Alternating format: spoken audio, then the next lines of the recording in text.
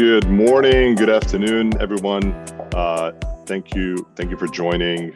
Depending on where you are in the world, we have quite a bit of attendees, and I think we have a very sort of packed presentation. Thank you for joining us. We'll talk about overcoming growth headwinds. We'll talk about strategies for distributor revenue and profit optimization. So this is all about how do we leverage pricing and revenue management and sort of revenue growth analytics in general to drive profitable growth for distributors. This market, as many of you know, right, it's a pretty sort of complex market environment. Most distributors that we talk to, they're trying to navigate the growth challenges in an environment that's sort of best characterized as being rich in data, but sometimes very poor in actionable insights. And so that's what Enrico and I are going to talk about today. We'll explore sort of advanced methodologies in pricing and revenue growth management. We'll discuss how leveraging AI and ML in a very pragmatic way, right? Sort of not in a artificial intelligence hype sort of way, but in a very pragmatic way. How do we actually leverage AI and ML to drive profitable revenue growth? But let me actually begin by introducing ourselves real quick. So those of you that have attended prior webinars by Revology, my name is Armin. I'm the founder of Revology Analytics. I spent a couple of decades at this intersection of data science and revenue growth management. That's where most of my career has been. Built RGM and data science teams in a variety of industries, mostly retail, CPG, and distribution. And wanted to sort of establish a boutique advisory firm that's all about holistic revenue growth analytics and revenue growth management that helps companies insource these capabilities in-house versus necessarily relying on outside firms. And so we help companies build these capabilities in a sustainable manner and help cross-train their team in addition to helping with the analytics and the strategic work. With me is Enrico Sieni, brilliant pricing strategist. I'll let Enrico introduce himself and we can dive into the topics. Enrico, go ahead. Yeah, thank you, Armin. Hi, everyone. My name is Enrico Sieni. I'm the founder of Pricing Lever. Just like Armin, I'm absolutely in love with pricing and passionate about the topic. Through my career, I've been blessed with living in 6 different countries and starting from scratch 3 different pricing teams at multinational companies. Primarily in manufacturing and distribution. And so there's a lot of learning that has been accumulated over the years. And hopefully today we'll go through some of those insights that we hope you can put into practice and help you in your journey as well. Thank you, Enrico. So before I pass it back to him, on kind of our first module, just a reminder, this webinar will be recorded. So we'll share out the recording on the off chance you can't stay for the entire session, or if you want to share with your team members. We will also share the presentation as well as a white paper that will be published this week. So we'll make sure you get it. But Enrico, take it away. Yeah, thank you. So the premise for this call is really speaking with executives in other organizations and customers. And very often the word that comes up is we have a gap. And the gap either materializes throughout the fiscal year as companies are executing on the strategic initiatives and trying to retain customers and grow the customer base, and still find gaps that they're struggling to close. Or throughout the budgeting cycle, where you have the usual bottom-up with the sales team, coupled with the top-down from the leadership team, and guess what? There is a gap. So what we'll cover today is just 3 different ideas that we found through companies to help you look for gap closing activities. And where the opportunity resides, if you go to the next slide, is really when you have complexity. So in your businesses, as you start accumulating more customers and products, that obviously creates more data, as Armin said, and more volatility in your business performance. And that may also be coupled with higher transactional velocity. So the pace of business picks up, you have more churn, more customers, more invoices, therefore more data. And that may be even amplified by more fulfillment methods and multiple sales channels. Nowadays, customers are very commonly buying through multiple sales methodologies. And you may also be fulfilling customer demand through partners, for example, with drop shipping. And all of this variety of doing business creates multiple processes, parallel processes, and eventually leads to opportunities for data and variation that could either hurt you or be turned into an advantage. So if we look at key drivers where analytics really fall apart because they're not keeping up with the level of complexity, you may recognize some of these warning signs. The first is you have manual processes and you're trying to keep up with those processes through people. And of course, you won't be able to staff quickly enough in order to keep on top of broken manual processes, especially if the business is growing very fast or if the business is growing through acquisition and there isn't enough effort to integrate those businesses up front. You may also find that you may have some gaps in expertise. So you have people that were very qualified in the past to run those processes, but as the complexity becomes bigger, they may not be able to have the right tools or mindset or drive to be able to take things to the next level. Data governance is another key stumbling factor, and especially for companies that grow through acquisition. Very often you may be faced with different data sets, uncommon definitions between different silos, and of course, that makes it really difficult to come up with some good pricing and data analytics. Likewise, if the data is scattered throughout multiple sources, there are AI and ML methodologies that will help you to be able to stitch that data together. But of course, that's all extra calories that take away from time to actually do something value added with that information. And then lastly, everyone has access to Excel, which of course we've all grown accustomed to using day in and day out. But especially as business size grows and you start having disparate type of data sources, of course, you're stretching the limits of what you can do in Excel. And so being able to migrate to more sophisticated tools to handle the complexity, the amount of data, and the outputs and the insights you're trying to generate becomes, key to success. So now if we look at what typical warning signs you have when you're stumbling against those data and processes hurdles, you may recognize some of these in your business. First of all, people dial back and start looking at averages. So it's uncommon to see people looking at average gross margin, average selling price, average unit gross margin. All of those are fine at the macro level, but the reality is you're losing a lot of depth and understanding of what's really happening in your processes on the day-to-day basis. The second warning sign is implementing arbitrary stopgaps. So that's where you see edicts coming from the top and they say, hey, no more discounting or no discounting beyond 5% or no gross margin below 15%. And those are okay in terms of emergency situation, but it's not really something that can help you manage your business effectively in the longer term and be able to make the right trade-offs to optimize, for example, your pricing and volumes.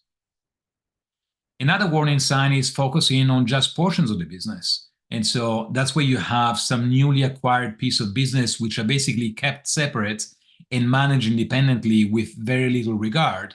Of course, you're leaving money on the table. There could be some best practices from the main portion of the business that can be translated to those sister companies. And yet, because of the issues that we discussed before, that may not be happening. You may also look at just focusing on fire drills. So your teams may be jumping from fire drill to another, and as such, you're losing sight of an overall roadmap, an overall vision for the team, and you're just caught in a fire drilling exercise that changes every day.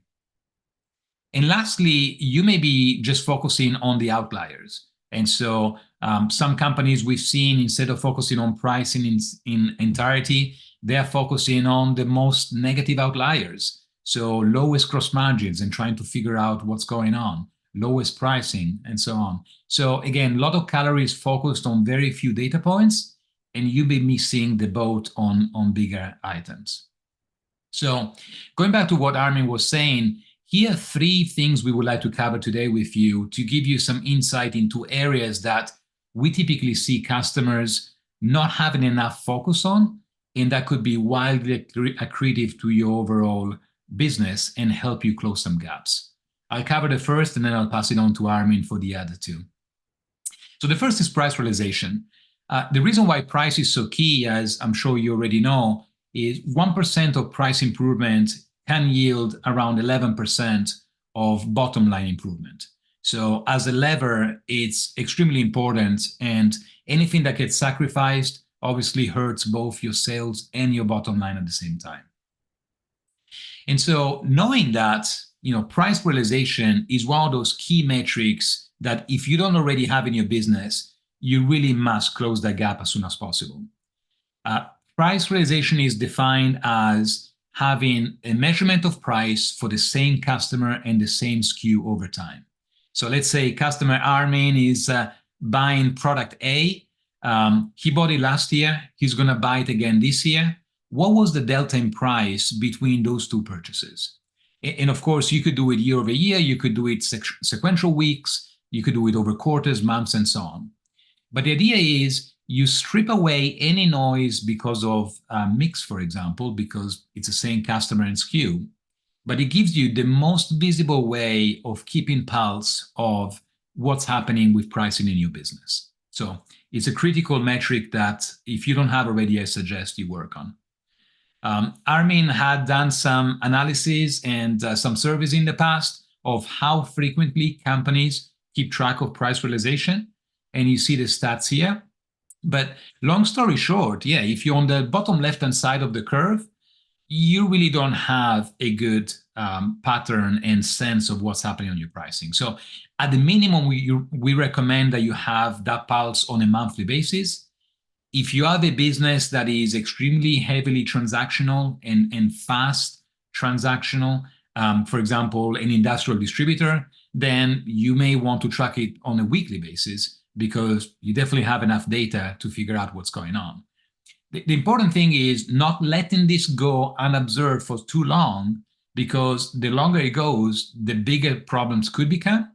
And at that stage, there's no going back, right? Once the customer has been invoiced, it's really difficult to go back and say, hey, Armin, sorry, I changed my mind. Can I charge you 10% more? It's just not going to happen. What's done is done. So you need to be on top of this and really measure it on a regular basis.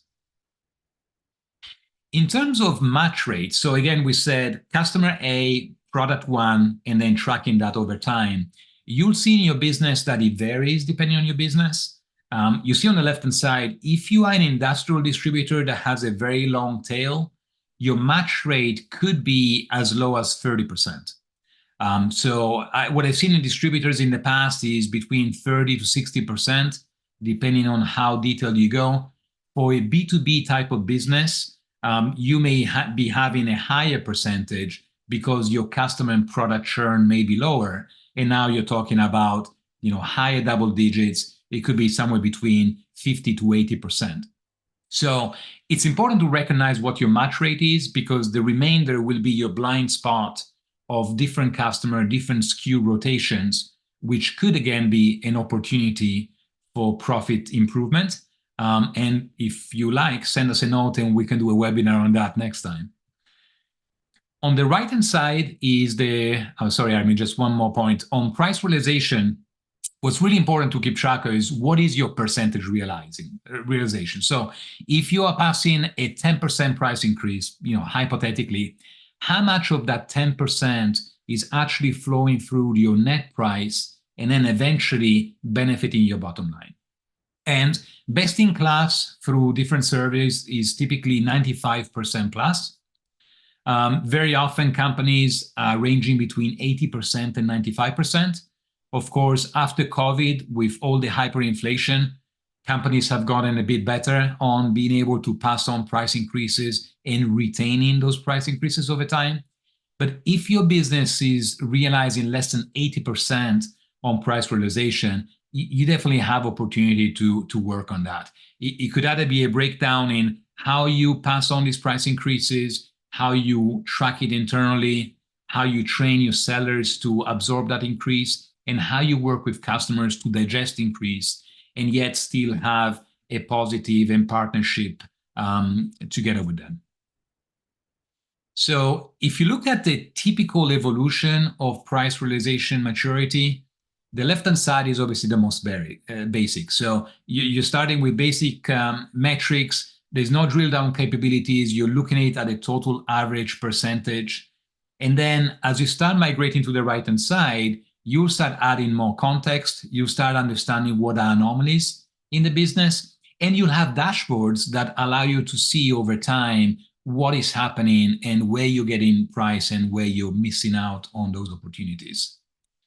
As you migrate to the right, you're also going to have more accountability being driven throughout the organization, because they will be able to see and be affected as to whether they are getting price realization or not. And the way Armin and I work with customers to implement this is it cannot just be a stick. It needs to be a carrot and a stick. You want to reward people that are achieving what has been targeted. But at the same time, you need to be firm to make sure that people that are especially inconsistently getting price realization are able to close those gaps.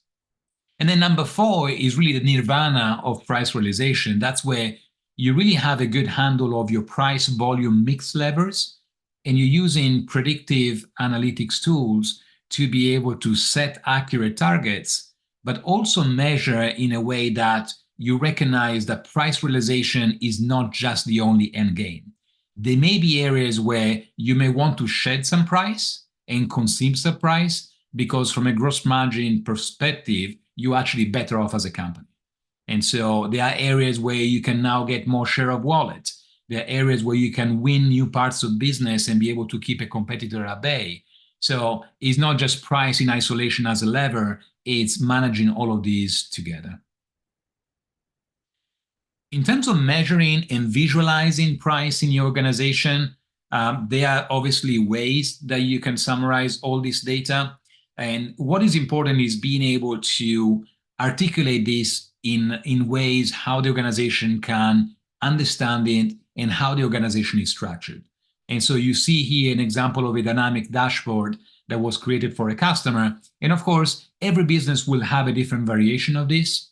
But the important thing is making sure that each leader in the organization that can affect the price volume mix conversation is able to understand how they're performing on pricing.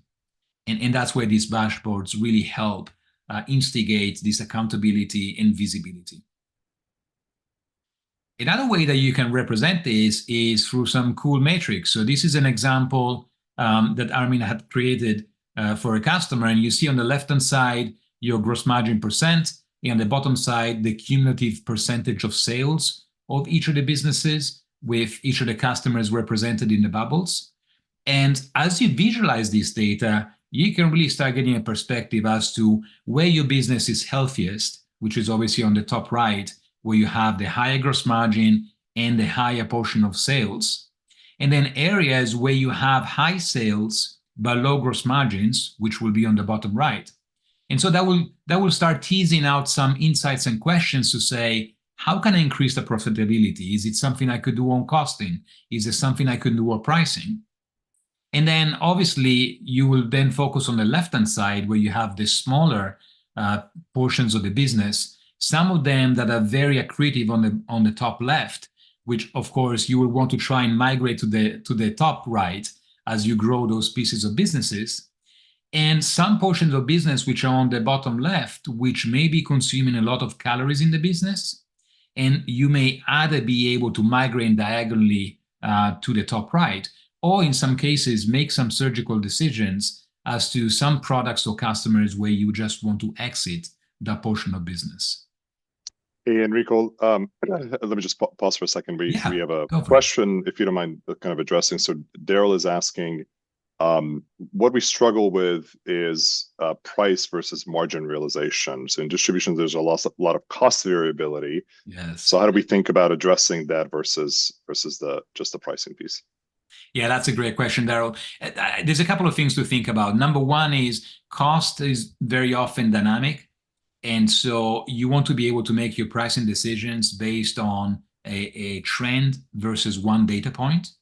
At the same time, if you are seeing that you have some cost pressures which are going to be sustained over time, you're better off moving price as soon as possible. In some cases, even before the cost materializes in your P&L, if you enough visibility to those coming. So it's an endless dance between price and margin, but it's also important to understand how the volume aspect come in.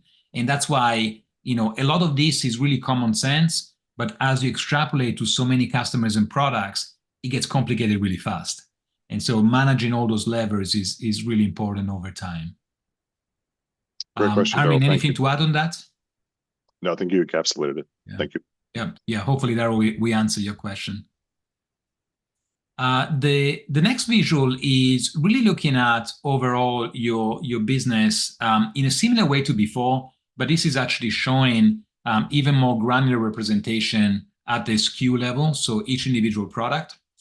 And the purpose of this visual is to also show you different ways that you can add additional flavors and ways of slicing this data. So in this example, as you see on the top right, this is where there is a competitive price index. And so if you have an understanding and visibility to how your competitors are pricing, you are then able to start layering in some colors to show you, do I see some patterns for some product lines where if I have certain price boundaries for a specific product, I could actually drive better price volume mix.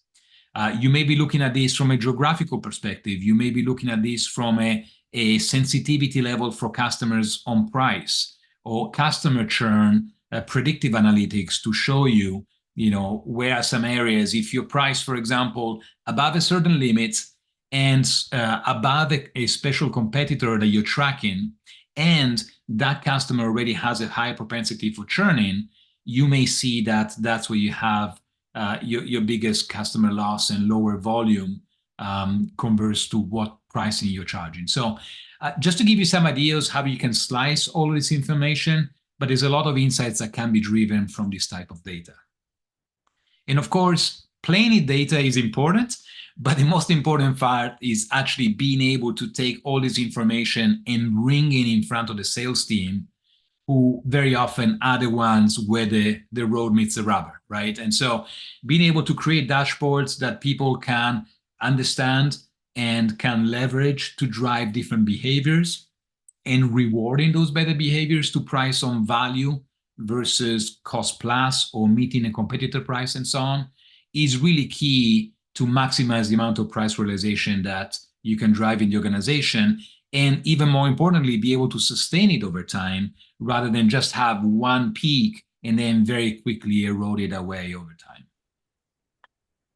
So hopefully this gives you some ideas on price realization. I'll pass it on to Armin now to talk about the next section of our presentation today.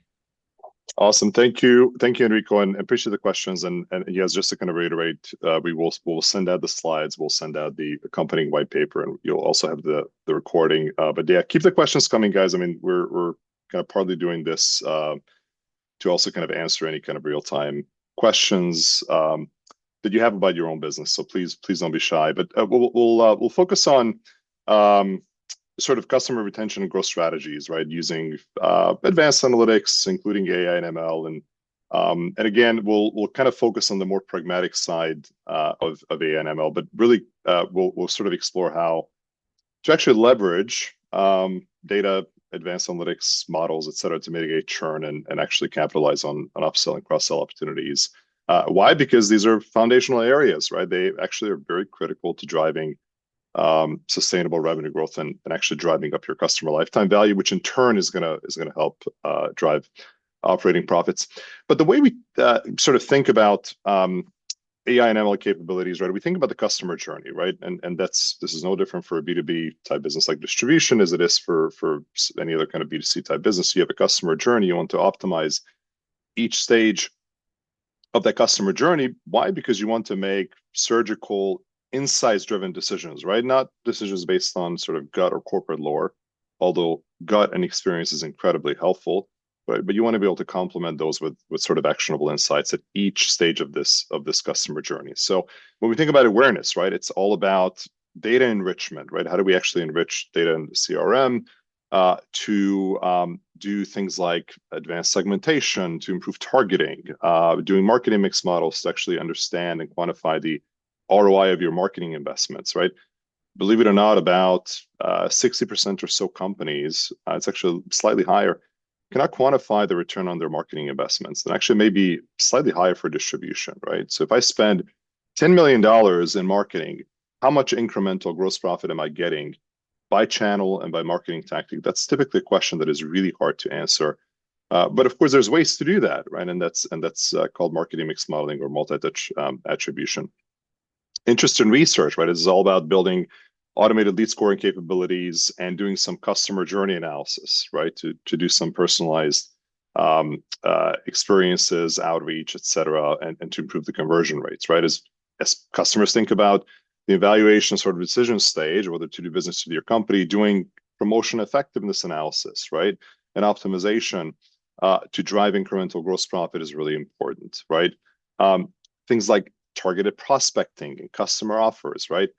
They also help with your customer acquisition efforts. And of course, renewal and growth, this is where predictive analytics around churn and cross-sell and upsell is really important. We'll talk about exactly how to do that with data, but those are all critical for revenue expansion. Now, of course, when we think about revenue growth analytics and revenue growth management, right? Like we fundamentally think of this as more than just pricing, right? So revenue growth management, I'll sort of emphasize this over and over again, it is more than just pricing. And pricing is one important component, arguably is the most important lever, but it's also about building sort of sales and marketing enablement capabilities. And so we tend to think about these AI/ML capabilities as a continuum, right? It's sort of this infinity loop that you're seeing starting from sort of this lead scoring and nurturing, right?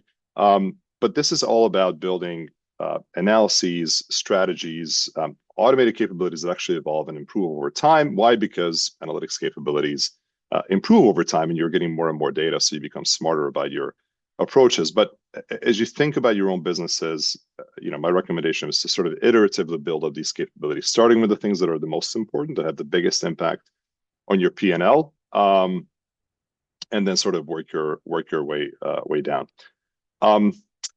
But let's focus on renewal and growth, right? So churn prediction, right? So a very kind of foundational effort, but by identifying customers at a risk of churn, you can actually deploy personalized retention strategies, right? To maintain their business. And so here, you were actually talking about deploying easy to use tools for the sales organization, right? That actually tells your account managers, sales managers, et cetera, which customers are at high risk of churning in the next 30, 60, 90 days, and why, actually giving reasons why, right? And so these types of capabilities are very easy to build nowadays, right? Using transactional data, using various kind of demographic, firmographic data that you can append. It's fairly trivial to build these capabilities for companies, right? Upselling, cross-sell optimization, again, very foundational, but you can use predictive analytics to determine what are the most relevant additional products or services that your customers should be offered, right? And actually provide your sales team with these insights. And not just like what products for which customers, but when. So timing is an important element. We'll talk about that.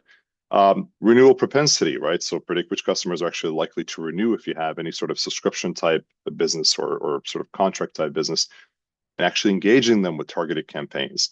The last thing is next best action. We'll talk about sales and marketing knowledge graphs in a few slides, just to kind of give you a flavor for what that is, but actually recommending the most effective action for each customer based on sort of this integrated analysis of all the sales and marketing touch points, whether it's a specific offer, content, or communication method, right? But you can actually do that with sales and marketing knowledge graphs. And we've done that for companies where you integrate all the transactions, all the sales activities, marketing campaigns, and all the customer activities in sort of one platform, right? So this is not your typical kind of transactional data warehouse setup where you have like different tables for inventory and sales, right? This is a graph database, right, that treats a customer journey as a set of sort of interconnected steps. But from there, you can actually build a host of very kind of unique insights, capabilities for your sales and marketing team, right? And again, we'll talk about that a little bit, but let's focus on customer and product churn. So, it's sort of again, a foundational capability, but and I fully realize that for many of you this sounds incredibly basic, but I'm often amazed at the number of large companies, right? So think 250 million or 500 million or more, right? We typically work with upper end of mid-market, so anywhere from 250 all the way to 2 billion. And I'm amazed at the number of companies that don't have these capabilities already built for their sales organization, right, in a scalable and automated fashion, right? And that's incredibly important. And so, one of the things, and this is sort of an overly simplified example, but you see a couple of customers with their purchase patterns of two or three different products, right? But one of the issues with understanding churn, if you don't have these capabilities to leverage AI and ML, is at a macro level, sales data can appear very random, right? And so it's really actually difficult to identify the patterns if we simply rely on our sales team and account managers to actually do it themselves, right? If you're a larger distributor with larger transactional volumes, right? Simply the kind of the large volume of data can actually be overwhelming without having sort of the proper analytical techniques in place.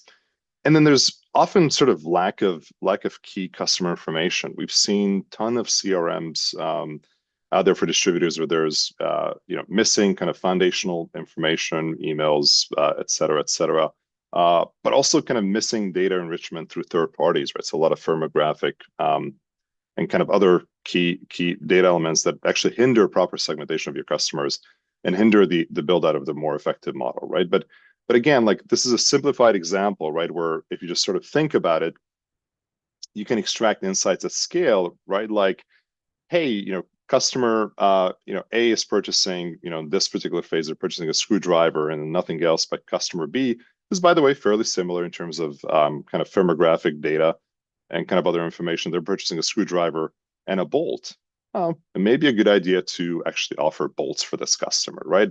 Vice versa, this guy's purchasing the actual screws, customer B is not. Same thing, right? And then over here, you can kind of see, oh, these guys are starting to lag behind. They have a high probability to churn. Let's actually do some proactive outreach. So again, overly simplified sort of, baby example, but you guys all get the point. Algorithms can identify the patterns at a very kind of easy to understand and scalable level that enables this kind of personalized outreach. RFM analysis is a good foundational place to start. It's one of the most basic and sort of practical starting points to actually combat churn for companies. Recency, R, the R stands for recency, right? It's all about how recently a customer made the purchase. Frequency stands for how often they purchase, but typically within the context of a year, how often they actually do a transaction with your company. Monetary, M stands for monetary value, right? It's how much they spend in aggregate. And so by segmenting these customers based on these RFM scores, you see sort of an example on the right side. You can actually tailor promotions, marketing, outreach campaigns. You can do win-back offers or create special offers for lapsed customers that have a low recency score, so they have a low R score, to try to re-engage them. You can do loyalty rewards, right, to develop some sort of a program or pay for performance type rebate situation for those with high frequency or high monetary score. And you can also do dynamic pricing. So you can implement some sort of surgical pricing, be it list prices or rebates or promotional strategies based on these different customer segments. So again, very foundational approach, but again, we're often sort of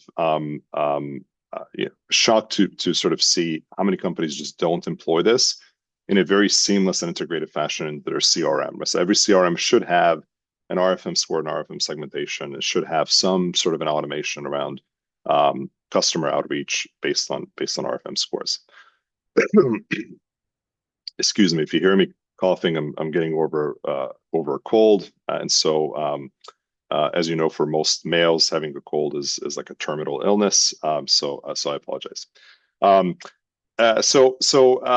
Using machine learning, right, is just a better way to approach customer churn. RFM is fairly basic, but an even better churn is to leverage predictive analytics. And so, you have very kind of popular techniques like random forest gradient boosting. They've been around for a couple of decades.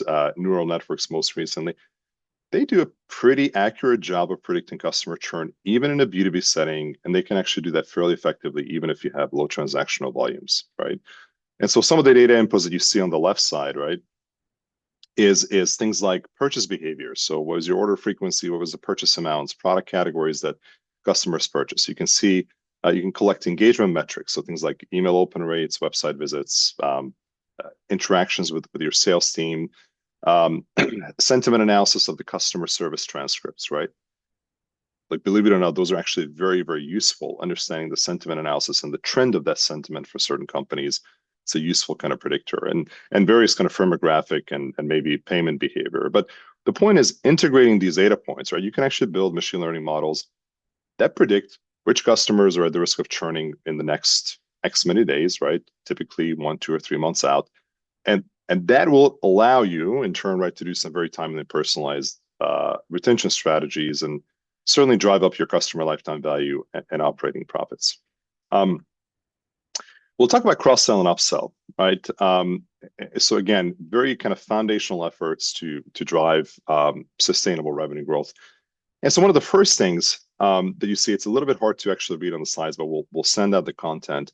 But one of the kind of the more advanced methods is sales knowledge graphs. So using graph database technologies, essentially, right, coupled with machine learning, you can map out all your sales activities and your customer touch points, right? And this approach actually helps identify what are the most effective sales and marketing interactions, right? How do we optimize your customer engagement processes? And you can deliver insights into the ROI, right? So the return on your marketing investments and sales investments of different customer touch points and strategies. So in other words, you can analyze the overall customer journey, and then you can actually optimize the impact or the efficacy of your various commercial investments. And we'll talk about a real example. Total profit analytics, right? We kind of coined that term. You can call it, other ways, but this is really a customer-facing analytics capability, right? This is all about, so it lives with your sales team, but it's customer-facing, right? So you essentially develop tools for your customers that integrate customer historical transactions, profitability data, with any sort of manufacturer or any kind of distributor rebate information, right? For many of you, that's kind of the norm in the business. There's some healthy manufacturer rebates, and there's so many kind of additional insights that can be integrated. But really, this is all about empowering your sales team to have very sort of valuable, insights-driven conversations with your customers about what they can do in terms of, let's say, pricing or assortment strategies, et cetera, to drive value for them. Right. So this is a sort of a value-added conversation. And guess what? That'll actually differentiate you from other distributors. This is particularly true in the mid-market space. But this will differentiate you because you're offering something truly value-added to your customers. And over time, you could potentially charge premium prices for these value-added services, right? But I would encourage you guys to really kind of look into this. Again, whatever you want to call this capability, this is a customer-facing analytics capability in the hands of your sales team that helps that sort of helps them help the customers win more, drive more profitability, et cetera, et cetera. Customer segmentation, fairly basic, but there's more advanced methods to actually do customer segmentation. You see it on the bottom left, based on purchase patterns, communication preferences, and so forth. But you would use this advanced kind of behavioral segmentation for more surgical pricing and promotional strategies, right? And actually enhance conversions, they enhance incremental profit, et cetera. We talk about RFM analysis, but you can actually do predictive insights using the RFM method, where you would actually forecast customer purchases, right? You would forecast future spending. You would forecast when a customer may need to sort of increase their credit line, right? That's a really kind of foundational capability, but you can do that relatively easily with purchase patterns. You can proactively increase credit lines for customers to actually drive additional sales for your business. So I would encourage you to look into that, right? We'll talk about cross-selling and upselling. I'll give you an example and sort of how to do that. But obviously, kind of analyzing your customer data to identify what kind of the preferences are for each of your customers, so you can actually recommend the relevant products and services is important. You want to give personalized recommendations. So you want to tailor your offers based on the segmentation that we talked about and kind of past purchase behavior to drive those take rates.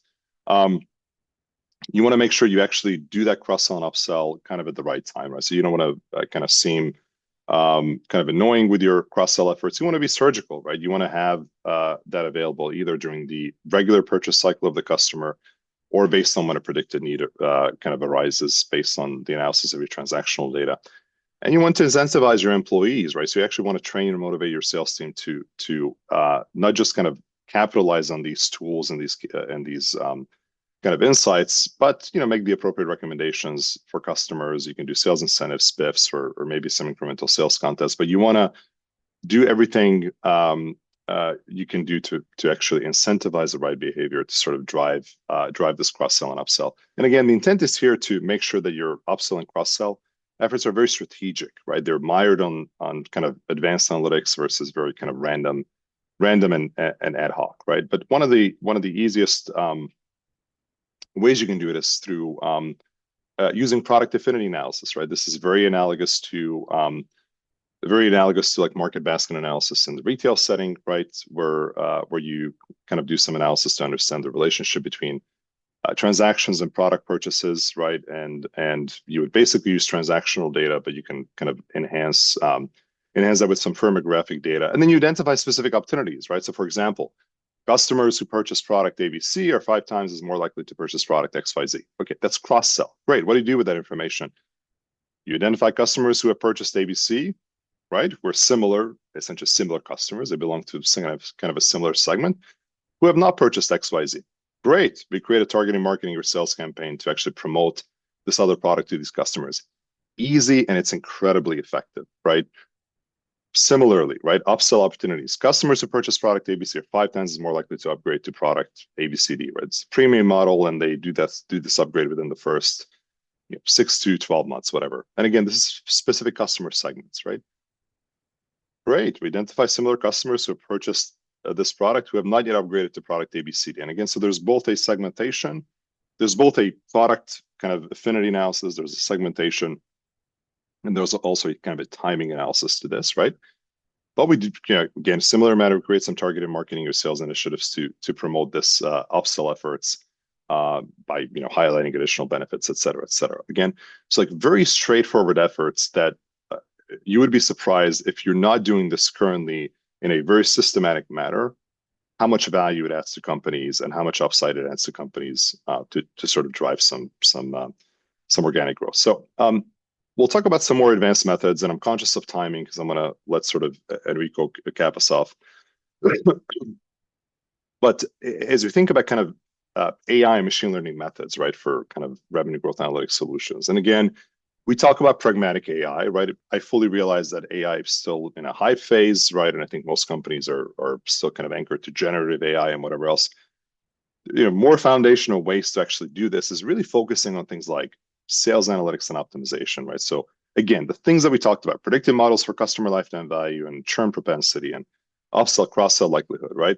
But things like sales and marketing knowledge graphs are really impactful to do some of this stuff. You can also do promotion and marketing spend optimization, right? That you see on the right side. And again, you can do these things nowadays and using a tech stack that you already have, right? This doesn't need to be a $1 million per annum software purchase, right? You have the data. Most of you have a cloud environment. It's fairly easy to build that in that cloud environment and actually surface some front end and tools that you're familiar with, like Tableau or Power BI, or maybe even a web app, right, in your own environment. But customer journey and path analysis. So again, sales and marketing knowledge graphs, we'll talk about that. And then things like training analytics and optimization. So if you're a distributor that does quite a bit of training, either internally or customer-focused training, you can actually understand what portion of that is kind of the most effective. Let me turn to sales and marketing knowledge graphs, right? So this is not a new concept, right? But customer journeys, if you think about that in a B2B setting, right, it's sort of really complex to visualize using the existing data infrastructure that you have, right? But you can actually represent them as graphs, right? It's not a new concept, and again, like graph databases and graph analytics are popular in areas like social network analysis and fraud detection and things like that. But if you think about that, each customer's interaction, right, is really just a set of interconnected events, right, that are either structured, this is your transactional data, or they're unstructured. So again, emails, customer service calls, et cetera, et cetera. And so you can actually connect all this information, not in a traditional database or a traditional warehouse, but in a graph database, right? And actually allows you to have a very detailed understanding of customer behavior. You could identify kind of the best sales and marketing touch points that lead to the highest conversion. And then you can also kind of improve your overall customer engagement, and do things like next best action for your sales team, etc. But kind of an illustration. This is actually based on a case we did for a large public enterprise, right? But this is not a visual that you would kind of serve up to your salespeople. This is kind of the underpinning kind of graph data visualization for one customer journey, but just to kind of illustrate, right? So if you look at this graph, it's really hard to see, but these pink things over here, they actually represent the marketing channels. They're each linked to a specific campaign. This is this gray thing. And then each customer, right? You see the customer here in this red. Each of them has a journey, right? So they can have one or more journeys. And again, these journeys are basically containing all these marketing channels and campaigns and activities, right? And so based on this, if you think about conceptually, you can then understand things like, how are different marketing channels and campaigns actually influencing purchases, which sales activities and marketing activities drive the biggest ROI and the biggest profitability by customer segments, right? So you can then all of a sudden answer a host of really cool questions about the business. You can do multi-touch attribution to understand marketing ROIs. You can do next best action. What are the most effective, cost-effective ways to drive results? You can do product recommendations. You can actually use sales and marketing knowledge graphs to do cross-sell and upsell analysis and things like that. So, and again, this would be like a dashboard. This is a fake company that could be kind of built to articulate, right? Like, hey, what are the most effective channels? What is the most effective marketing campaign? What are the most effective sales activities that actually drive results? And so if you extend this capability conceptually, right, and now you can do exercises like, we are missing our revenue target by 20% this quarter. Great. What are the things that we need to do to actually make up for that gap? Which customers do we need to go after? With what activities and what products do we need to kind of include in our sales initiatives and actually quantify that? So this capability allows you to do that in a fairly seamless manner.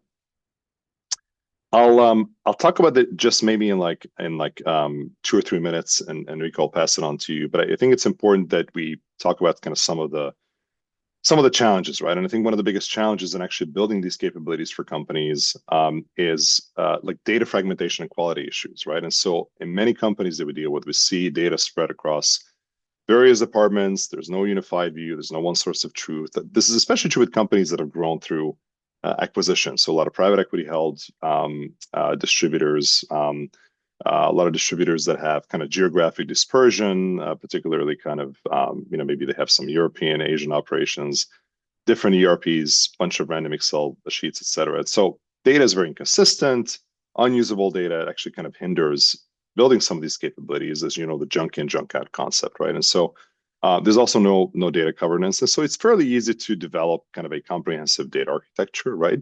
You can actually implement systems that allow to kind of act as the single source of truth across the organization. That doesn't mean you have to deploy a single ERP. You can remain on separate ERPs for the time being, but actually just kind of build some automated data pipelines that pipe this data into cloud-based data warehouse.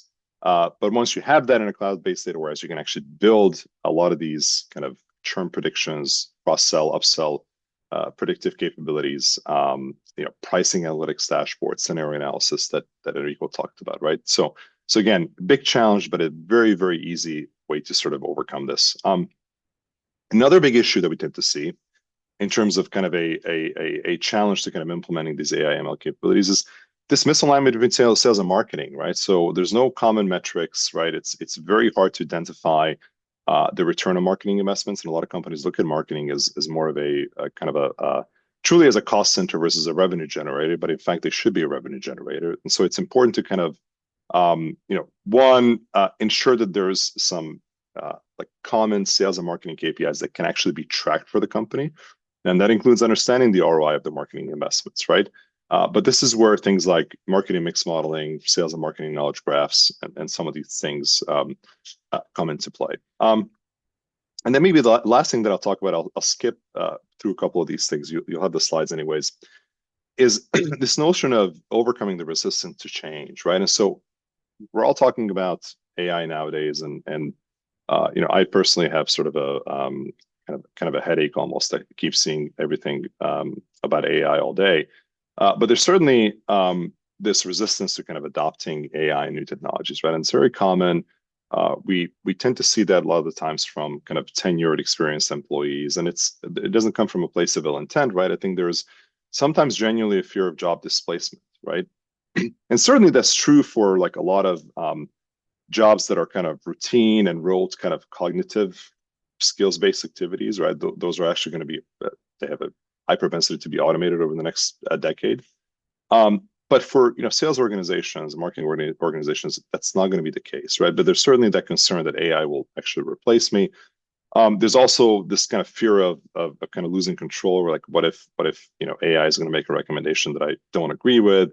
And I think there's just a general lack of understanding of what AI and machine learning does, right? And in reality, AI and machine learning, it's all meant to sort of enhance the existing capabilities of your sales and marketing resources. They can be more efficient, right? It's all about serving up these actionable insights. Which customers are going to churn? Why are they going to churn? What can you do about it? So they can actually kind of do the execution and drive results for the company, right? This is not all about not about replacing their decision process. It's all about augmenting them, right? So I think it's important to provide some internal training and some kind of real world examples of how AI benefits commercial organizations, particularly within kind of manufacturing and distribution settings. And it's important to kind of engage team members in the development, right, and the actual implementation process of some of these tools. And I cannot stress that enough, right? But if you build these capabilities, like cross-sell, upsell prediction, or churn prediction, or whatever else, and you do that in a way where you collaborate with kind of a core team of salespeople, maybe some finance people, your pricing team, you're actually building a solution that people feel like it's their own, right? They feel like they contributed to the development of that capability just as much as the team that actually built that. And that's really powerful because you end up having champions from the commercial organization that believe in the value of that capability, and they will actually sort of promote it with their peers and actually drive results. So I cannot stress that enough. Do not ever kind of build something or procure something and just like give it to your sales team and say, okay, now you use it. Do it in a way where they're actually involved in the process. And again, it's very powerful, very easy to do. Enrico, I'll pass it back to you to finish this off. Yeah, that's great. Thanks, Armin.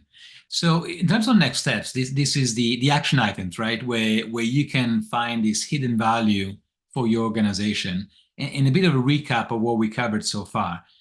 So first of all, as Armin mentioned, data is key, right? We often work with customers that have great intentions, but the data is frankly a mess and requires a lot of work to be able to get actionable insight in information. So the first piece of homework we would suggest is, if you don't already have clear customer SKU data, and ideally also some customer segmentation data in place, that will definitely be a starting point.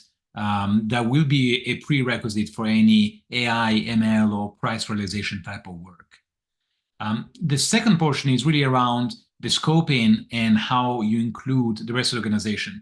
As Armin mentioned, you really cannot get much of these accomplished solo. You need to engage a broader organization. And so starting teams with a clear scope and engaging the right people is key to success.